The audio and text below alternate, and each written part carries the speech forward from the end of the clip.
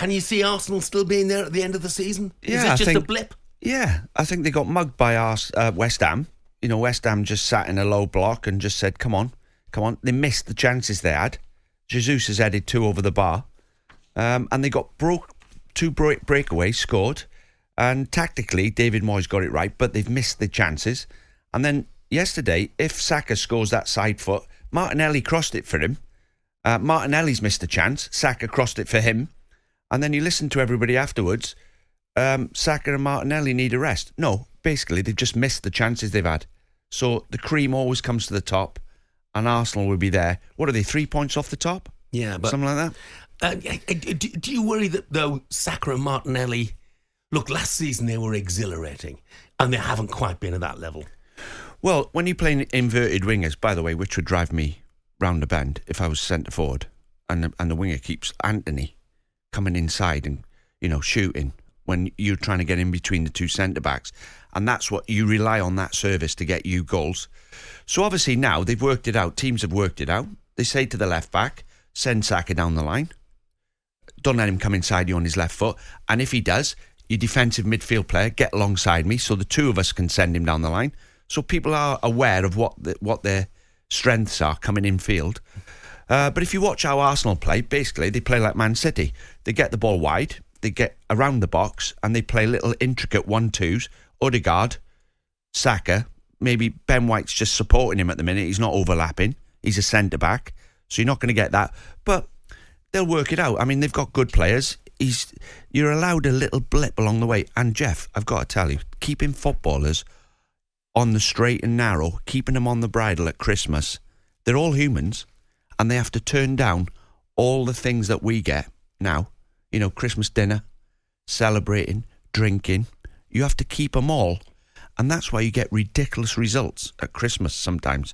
Because some of them, it only takes 2 or 3 of them to eat a massive Christmas dinner and not be where they should be. You are not telling me that Bukayo Saka or Gabriel Martinelli have been out eating enormous Christmas dinners, and that's the reason they lost to Fulham. Well, I'm not having that, Dino. Well, once you get to the level they're at, right, 75% of it is in your head.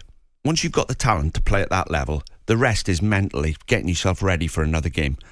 And if you're thinking about presents, if you're thinking about Christmas, if you're thinking about, I'm going to do this, and your mind is not on it, in the Premier League, you get beat by Fulham, who, by the way, deserved to beat them. I thought Fulham were excellent. Great, yeah. So you get a group of players who will bang at it, and a group of players whose minds are elsewhere. All you do as a manager is try and focus the players, whether it's from playing in Europe and you get back and you're not right, whether it's a couple of players getting distracted by other things. All you're trying to do is focus them, because Arsenal have got better players than most teams. So you get them mentally right, they'll win. There's not a crisis there. It's just, I was laughing listening to it.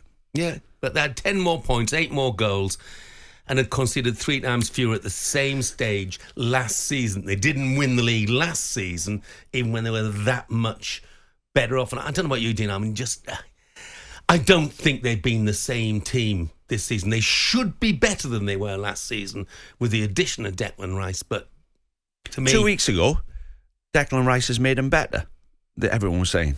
And I love Declan Rice, you know, but I just think they should be that much better, and they haven't been. Well, the argument is, Jesus, is Jesus going to get you the goals you need? And if you look at, I mean, I go back to Liverpool again, where you got Firmino playing down the middle, Salah and Mane either side of him.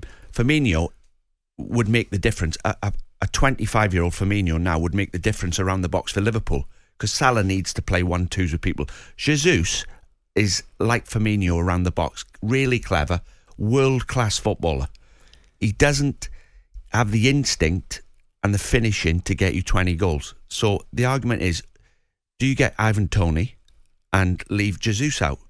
But if you leave Jesus out, he's in the triangle, the magic triangle, when they play in the 1-2s. He's a great player. But the problem is, Dino, if you look at that front three, Martinelli, Jesus and Saka, between them, they have 11 Premier League goals this season. You're not going to win the title with that sort of output. Anyway.